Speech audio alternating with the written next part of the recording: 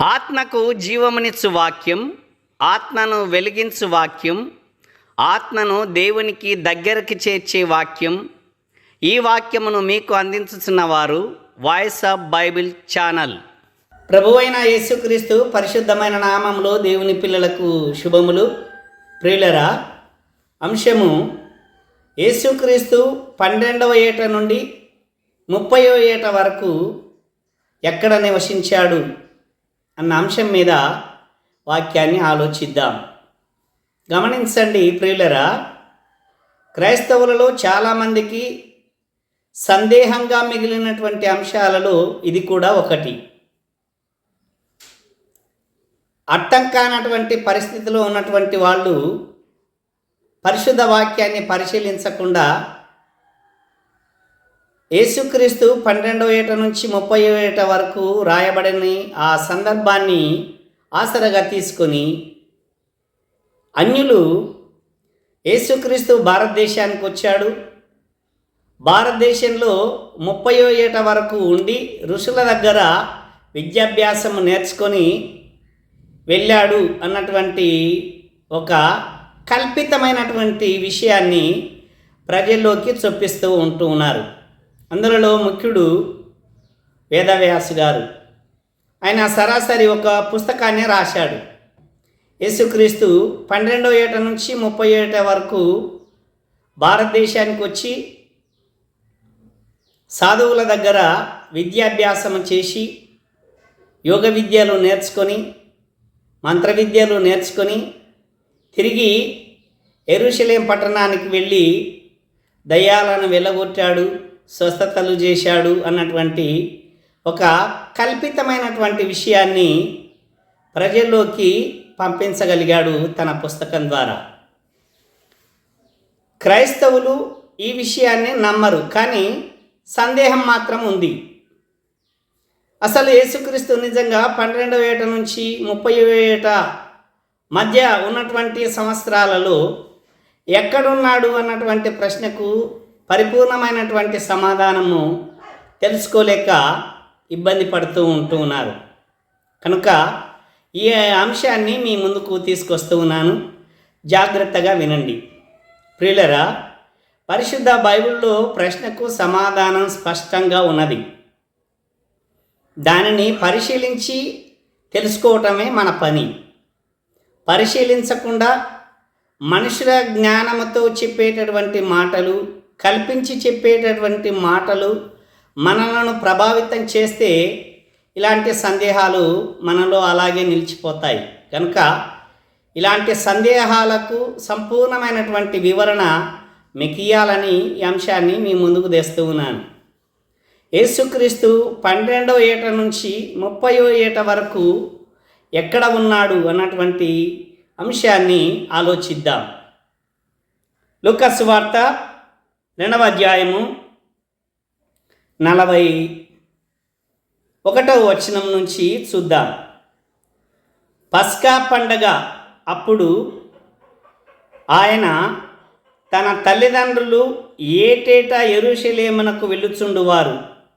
ఆయన 12 ఏండ్ల వాడై ఉన్నప్పుడు ఆ పండుగ ఆచరించుటకై వాడుక చొప్పున వారు యెరూషలేమునకు వెళ్ళిరి అని 42వ వచనం చదువుతూ ఉన్నాం. ఇక్కడ 12వ ఏట యెరూషలేం పట్టణానికి వెళ్ళి పస్కా పండుగలో పాల్గొన్నట్టు వ్రాయబడింది. కనుక ఈ వాక్యాన్ని బట్టి మనము 12వ ఏట వరకు ఆయన తల్లిదండ్రుల దగ్గర ఉన్నాడు అనేది స్పష్టం. ఇక అదే లూకా సువార్త 3వ అధ్యాయము 22వ వచనం మనం చూడగలిగితే, పరిశుద్ధాత్మ శరీరాకారముతో పౌరము వలె ఆయన మీదకి దిగివచ్చెను. అప్పుడు నీవు నా ప్రియకుమారుడవు, నీ యందు నేను ఆనందించుచున్నానని ఒక శబ్దం ఆకాశం నుండి వచ్చెను. 23వ వచనం, యేసు బోధింప మొదలుపెట్టినప్పుడు ఆయన దాదాపు 30 ఏండ్ల ఈడు గలవాడు. ఆయన యోసేపు కుమారుడని ఎంచబడెను. అనే వాక్యాన్ని చదువుతూ ఉన్నాం. లూకాసు వార్త 2వ అధ్యాయము 42వ వచనంలో 12వ ఏట యెరూషలేము పట్టణానికి వచ్చినట్లుగా వ్రాయబడింది. అలాగే 3వ అధ్యాయము 23వ వచనంలో 30వ ఏట ఆయన సువార్త ప్రకటించటం ప్రారంభించినట్లుగా వ్రాయబడింది. ఇక ఈ మధ్య కాలంలో యేసుక్రీస్తు ఎక్కడ ఉన్నాడు? వేదవ్యాసు గారు రాసినటువంటి పుస్తకంలో 12వ ఏట నుంచి ఆయన భారతదేశానికి వచ్చాడు. భారతదేశంలో హిమాలయాల్లో ఉన్నటువంటి సాధువుల దగ్గర విద్యాభ్యాసము చేశాడు, మంత్ర విద్యలు నేర్చుకున్నాడు. 30వ ఏట వరకు ఇక్కడుండి 30వ ఏట తిరిగి తన స్వదేశానికి వెళ్ళాడు. అక్కడ మంత్రాల చేత స్వస్థతలు చేశాడు అని చెప్పాడు. ఎంతవరకు అది నమ్మశక్యముగా ఉన్నదో, కల్పించిన కథనం మనకు మనం తెలుసుకోవాలి అని అంటే తప్పనిసరిగా వాక్యాన్ని పరిశీలించాలి. క్రైస్తవులకు చాలా ముఖ్యమైనటువంటి అంశం ఇది. కనుక ఈ అంశాన్ని మీ ముందుకు తెస్తూ ఉన్నాను. జాగ్రత్తగా వినాలని మనవి చేస్తూ ఉన్నాను. లూకాసు వార్త 2వ అధ్యాయము 52, 53 వచనాలు మనం చూడగలిగితే, అంతటా ఆయన వారితో కూడా బయలుదేరి నజరేతునకు వచ్చి వారికి లోబడి ఉండెను. ఆయన తల్లి ఈ సంగతులన్నిటినీ తన హృదయములో భద్రము చేసుకొనెను. యేసు జ్ఞానమందును వయస్సునందును దేవుని దయయందును మనుషుల దయయందును వర్ధిల్లుచుండెను అని వ్రాయబడింది. ప్రియులారా, గమనించండి. యేసుక్రీస్తు ప్రభువారు 12వ ఏట యెరూషలేమునకు వచ్చినప్పుడు పస్కా పండుగలో పాల్గొని అక్కడ శాస్త్రులతోనూ ప్రధానులతోనూ పరిసయ్యులతోనూ చక్కని వాక్యాన్ని జ్ఞానయుక్తమైనటువంటి బోధ చేసినప్పుడు ఆయన బోధకు ఆశ్చర్యపడ్డారు. ఇది జరిగిన సంఘటన. అలా ఆయన 3 దినాలు అక్కడ పరిసయ్యులతోనూ శాస్త్రులతోనూ బోధించుతున్నటువంటి విషయము తెలియక మరియా యోసేపులు 3 దినాల ప్రయాణం చేసి యేసుక్రీస్తు తమ వెంట రాకపోగా అది గమనించి తిరిగి మళ్ళీ యెరూషలేమునకు వచ్చారు. యెరూషలేమునకు వచ్చినప్పుడు యేసుక్రీస్తు పరిసయ్యులతోనూ శాస్త్రులతోనూ వాదోపవాదాలు చేస్తున్నటువంటి విషయాన్ని చూసి మరియా యేసుక్రీస్తుతో, అయ్యా నీవు ఎందుకు ఇలా చేశావు? నేను మీ తండ్రి నిన్ను వెతుకుచున్నాము అన్నప్పుడు యేసుక్రీస్తు, మీరు నన్ను ఎందుకు వెతుకుచూ ఉన్నారు? నేను నా తండ్రి పనుల మీద ఉండవలేనని మీరు ఎరుగరా అని చెప్పి యేసుక్రీస్తు వారితో కూడా బయలుదేరినటువంటి సందర్భంలోని వాక్యమే ఇప్పుడు మనం చదువుకున్న వాక్యం. మరోసారి చదువుతాను, గమనించండి. లూకాసు వార్త 2వ అధ్యాయము 51వ వచనము 52వ వచనాన్ని చూద్దాం. అంతటా ఆయన వారితో కూడా బయలుదేరి నజరేతునకు వచ్చి వారికి లోబడి ఉండెను. ప్రియులరా, గమనించండి. యేసుక్రీస్తు యొక్క తల్లి అయినటువంటి మరియా యోసేపు వారితో కూడా ఆయన బయలుదేరాడు. ఎక్కడికి బయలుదేరాడు అంటే నజరేతునకు బయలుదేరినట్లుగా ఈ వచనం తెలియచేస్తుంది. నజరేతునకు వచ్చి వారికి లోబడి ఉండెను అని రాయబడింది. ఆయన తల్లి ఈ సంగతులన్నిటినీ అంటే యెరూషలేములో శాస్త్రులతోనూ ప్రధానులతోనూ మాట్లాడుతున్నటువంటి ఆ వాదోపవాదాల సంబంధమైనటువంటి బోధ మరియా ఈ సంగతులన్నిటినీ తన హృదయంలో భద్రము చేసుకొనెను అని రాయబడింది. తర్వాత మాటను గమనించండి. యేసు జ్ఞానమందును వయస్సునందును దేవుని దయయందును మనుషుల దయయందును వర్ధిల్లుచుండెను అని వ్రాయబడింది. ప్రియులరా, గమనించండి. యేసుక్రీస్తు 12వ ఏట యెరూషలేమునకు వచ్చి తిరిగి నజరేతుకు వచ్చాడు. తిరిగి నజరేతుకు వచ్చి వారికి లోబడి ఉండెను అని చదువుతూ ఉన్నాం. 12వ ఏట నుంచి నజరేతులోనే ఉన్నాడు. నజరేతులోనే ఆయన తల్లిదండ్రులతో ఉండెను అన్నటువంటి విషయము మనకు స్పష్టంగా అర్థమవుతుంది. అలాగే లూకా సువార్త 4వ అధ్యాయం 16వ వచనం చూడండి. తరువాత ఆయన తాను పెరిగిన నజరేతునకు వచ్చెను అని చూస్తాం. ఎక్కడ పెరిగాడట? నజరేతులో పెరిగాడు. ఎన్ని సంవత్సరాలు? 12వ ఏట నుంచి 30వ ఏట వరకు నజరేతులోనే పెరిగాడు అని నమ్మడానికి ఈ వాక్యము మనకు బలమిస్తుంది. కనుక యేసుక్రీస్తు నజరేతులోనే పెరిగాడే తప్ప వేదవ్యాసు గారు చెప్పినట్లుగా, తన పుస్తకంలో చెప్పినట్లుగా 12వ ఏట మొదలుకొని 30వ ఏట వరకు భారతదేశానికి యేసుక్రీస్తు రాలేదు. యేసుక్రీస్తు హిమాలయాల్లో సాధువుల దగ్గర విద్యాభ్యాసము చేయలేదు అని క్రైస్తవులమైన మనము రూఢిగా తెలుసుకొని విశ్వసించాల్సినటువంటి మాటలు ఇవి. యేసు తర్వాత ఆయన తాను పెరిగిన నజరేతునకు వచ్చెను అన్న వచనాన్ని బట్టి మనం చూస్తూ ఉన్నప్పుడు యేసుక్రీస్తు నజరేతులోనే పెరిగాడు అనే విషయము మనకు స్పష్టంగా అర్థమవుతూ ఉంది. మరొక వచనాన్ని కూడా చూద్దాము. యోహాను సువార్త 1వ అధ్యాయము 39, 45వ వచనాన్ని చూడండి. వచ్చి చూడుడని ఆయన వారితో చెప్పగా వారు వెళ్ళి ఆయన కాపురమున్న స్థలమును చూచి ఆ దినమున ఆయన యొద్ద బస చేసిరి.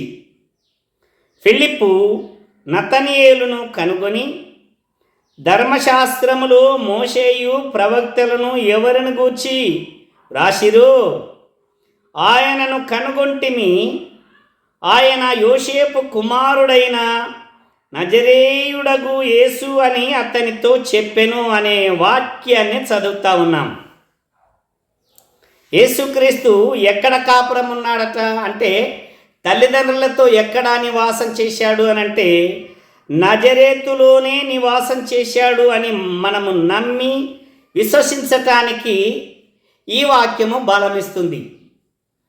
వచ్చి చూడుడని ఆయన వారితో చెప్పాడు. ఈ వాక్య సందర్భం ఏమిటి అంటే, యేసుక్రీస్తు బాప్తిసం ఇచ్చి యోహాను చేత బాప్తిసం పొంది వెళుతున్నటువంటి సమయంలో, అయా ఎక్కడ ఉన్నావు నువ్వు అని యేసుక్రీస్తు యొక్క శిష్యులు అడిగిన సందర్భంలో ఆయన వారితో చెప్పిన మాట ఇది. వచ్చి చూడుడని ఆయన వారితో చెప్పగా వారు వెళ్ళి ఆయన కాపురమున్న స్థలమును చూచి, యేసుక్రీస్తు నజరేతులో యోసేపు మరియలతో కాపురమున్నాడు అంటే ఆ ఇంటిలో నివాసం చేశాడు అనేది మనకు చాలా స్పష్టంగా అర్థమవుతా ఉన్నది.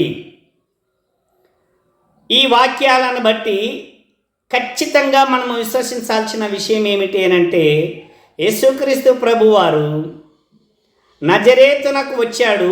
ఎప్పుడు? గమనించండి.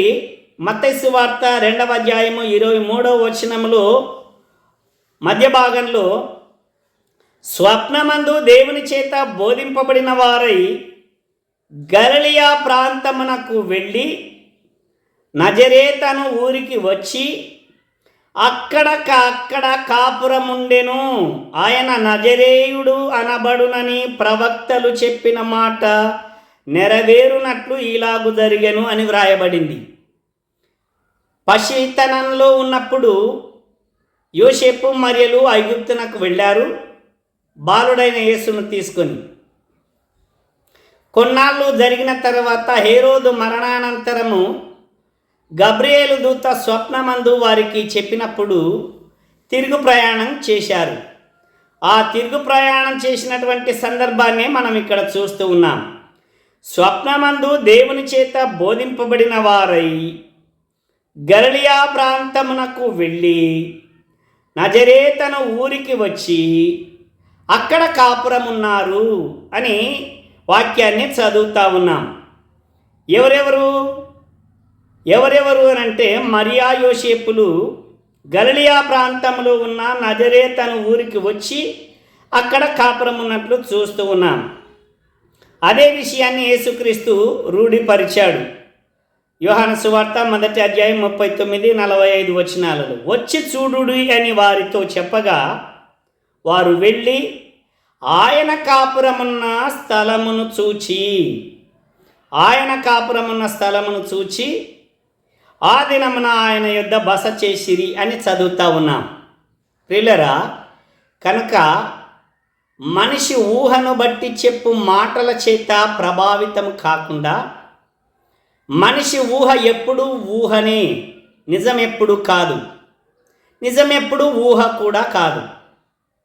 పరిశుద్ధ బైబిల్ ఏం తెలియచేస్తుంది అని అంటే, యేసుక్రీస్తు 12వ ఏట మొదలుకొని 30వ ఏట వరకు భౌతిక సంబంధమైనటువంటి బాంధవ్యం కలిగిన మరియతోనూ, తల్లి అయిన మరియతోనూ, ఆమె భర్త అయిన యోసేపుతోనూ నివాసం చేసినట్లు ఈ వాక్యాలు మనకు బలపరుస్తూ ఉన్నాయి.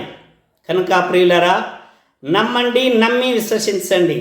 యేసుక్రీస్తు ప్రభువారు 12వ ఏట మొదలుకొని 30వ ఏట మధ్యకాలంలో భారతదేశానికి వచ్చాడు అను మాట కల్పితము.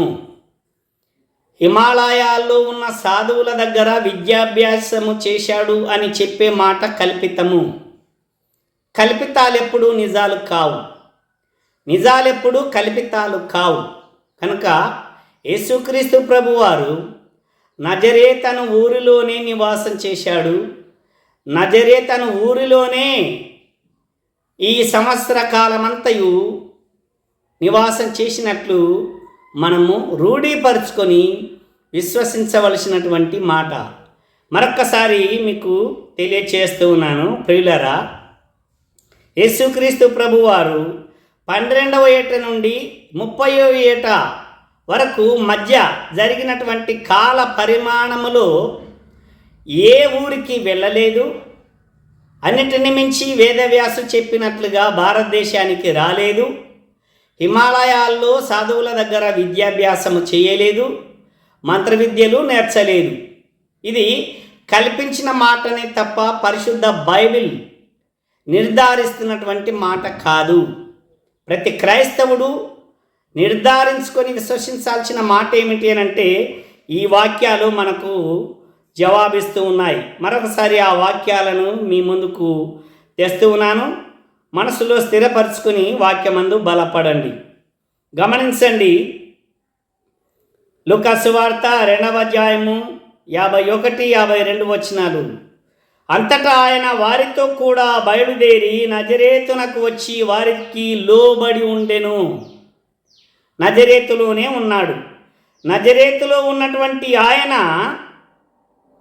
బాప్తిసం పొందిన తరువాత వ్రాయబడినటువంటి మాట లూకా సువార్త 4వ అధ్యాయం 16వ వచనంలో, తర్వాత ఆయన తాను పెరిగిన నజరేతునకు వచ్చెను అని వ్రాయబడింది. యేసుక్రీస్తు ఎక్కడ పెరిగాడట? నజరేతను ఊరిలో పెరిగాడు. మరియా యోసేపుల దగ్గర నివాసం చేశాడు. మరియా యోసేపుల దగ్గర కాపురం ఉన్నటువంటి కుటుంబంలో సభ్యుడు.